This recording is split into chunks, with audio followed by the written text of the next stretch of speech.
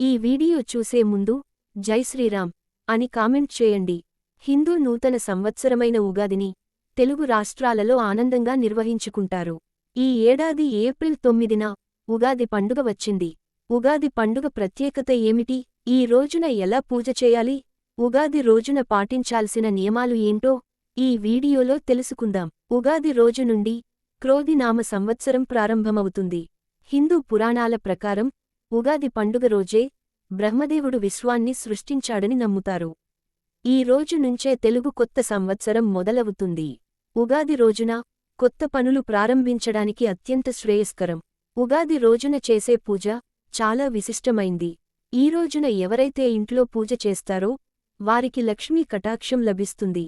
ఉగాది పండుగ రోజున సూర్యోదయానికి ముందే నిద్రలేవాలి. ఈ రోజున బ్రహ్మ ముహూర్తంలో నిద్రలేవడం శుభప్రదమని నమ్ముతారు. శనగపిండిని శరీరానికి రాసుకుని స్నానం చేస్తే చాలా మంచిది. తలస్నానం ఆచరించి నూతన వస్త్రాలు ధరించాలి. ఉగాది పండగ రోజున ఇంటిని శుభ్రంగా కడుక్కొని పండుగ రోజున మీ గుమ్మానికి మామిడాకులు, పూలతో తోరణాలు కట్టాలి. ఇంటి ముందు రంగురంగుల రంగవల్లుల్ల గీయాలి. స్నానం చేసిన తర్వాత ఇంట్లో పూజ చేయాలి. పూజ చేసే ముందు ఇంట్లో పసుపు నీళ్లు చల్లుకోవాలి. ఇలా చేయడం వల్ల మీ ఇంటికి ఉన్న దురదృష్టం పోయి అదృష్టం వరిస్తుంది. అలాగే పూజ చేసే సమయంలో ఇంట్లో ఉన్న ప్రతి ఒక్కరూ కుంకుమ బొట్టు తప్పనిసరిగా పెట్టుకోవాలి. కుంకుమ బొట్టు పెట్టుకోకుండా పూజ చేయకూడదు. ఉగాది రోజున పూజ ప్రారంభించేటప్పుడు పూజ గది ముందు ముగ్గు వేయాలి. అప్పుడే మీరు చేసిన పూజకు 100% ఫలితం దక్కుతుంది. ఈ రోజున పూజ చేసేటప్పుడు ఇంట్లోని స్త్రీలు ఎరుపు రంగు దుస్తులు ధరిస్తే చాలా మంచిది. అలాగే నలుపు రంగు వస్త్రాలకు దూరంగా ఉండండి. ఉగాది మంగళవారం వచ్చింది కాబట్టి మంగళవారం రోజున నలుపు రంగు వస్త్రాలు వేసుకుంటే కుజదోషం ఏర్పడుతుంది. ఉగాది రోజున పూజ చేసేటప్పుడు విష్ణు సహస్రనామం పఠించాలి. ఉగాది రోజున చేసే పూజలో తులసి ఆకులు తప్పనిసరిగా ఉండాలి. లేదంటే ఆ పూజ అసంపూర్ణంగా పరిగణించబడుతుంది. ఈ రోజున ఇంట్లో పూజ చేసేటప్పుడు ఓం నమో నారాయణ అనే మంత్రాన్ని 108 సార్లు జపిస్తే చాలా మంచిది. ముఖ్యంగా విష్ణువుకు ఇష్టమైన వాటిలో పసుపు ఒకటి.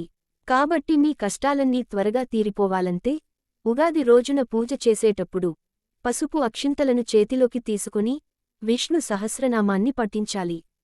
ఇలా మనస్ఫూర్తిగా విష్ణు సహస్రనామాన్ని పఠించిన తరువాత అక్షింతలను మీ తలపైన వేసుకోండి.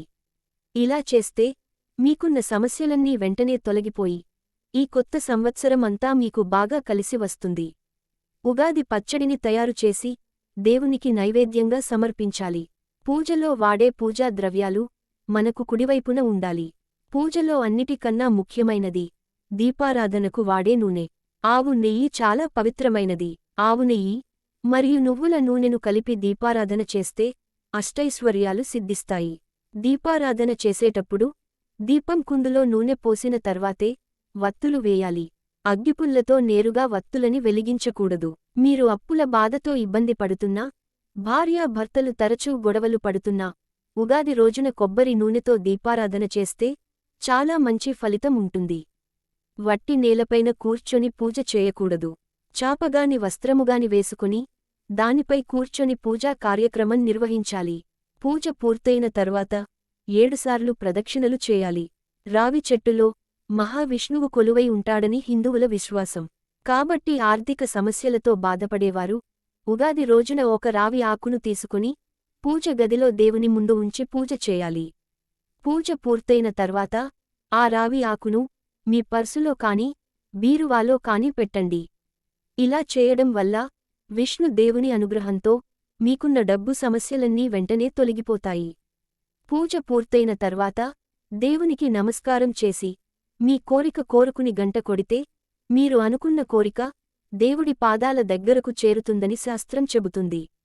లక్ష్మీదేవిని ప్రసన్నం చేసుకోవాలంటే ఉగాది రోజున మీ ఇంటి ప్రధాన తలుపుకి స్వస్తిక్ గుర్తు వేయండి. పురాణాల విశ్వాసాల ప్రకారం ఇంటి ప్రధాన ద్వారానికి స్వస్తిక్ గుర్తు వేయడం వల్ల మీ ఇంట్లోకి లక్ష్మీదేవిని ఆహ్వానించినట్టు అవుతుంది.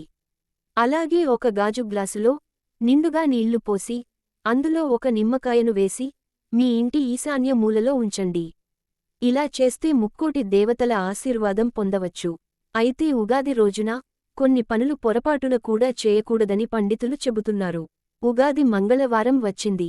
మంగళవారం అంటేనే కుజునికి సంకేతం. కాబట్టి మంగళవారం రోజున భూమిపైన నివసించేవారికి కుజ ప్రభావం ఎక్కువగా ఉంటుంది. కాబట్టి ఈ రోజును మనం చేసే పనులను బట్టి మన జాతకంలో మార్పులు జరుగుతాయి. ఉగాది రోజున మాత్రం ఆలస్యంగా నిద్రలేవడం మంచిది కాదు.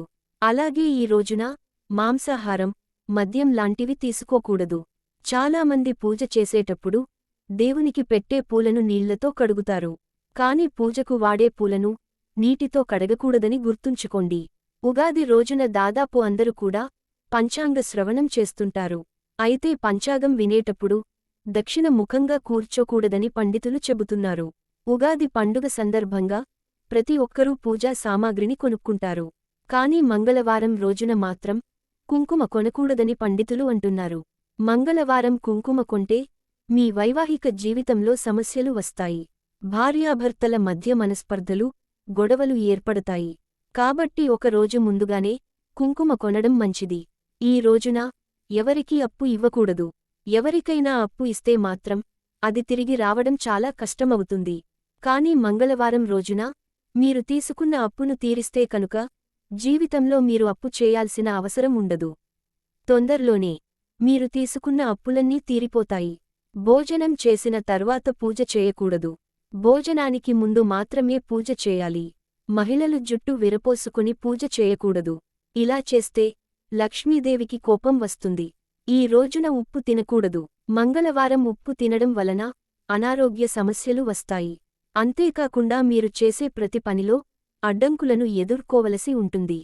తప్పనిసరిగా ఈ నియమాలు పాటించాలి. లేకపోతే అంతా నష్టమే ఏర్పడుతుంది. ఈ వీడియో మీకు నచ్చితే లైక్ చేసి సబ్స్క్రైబ్ చేయండి.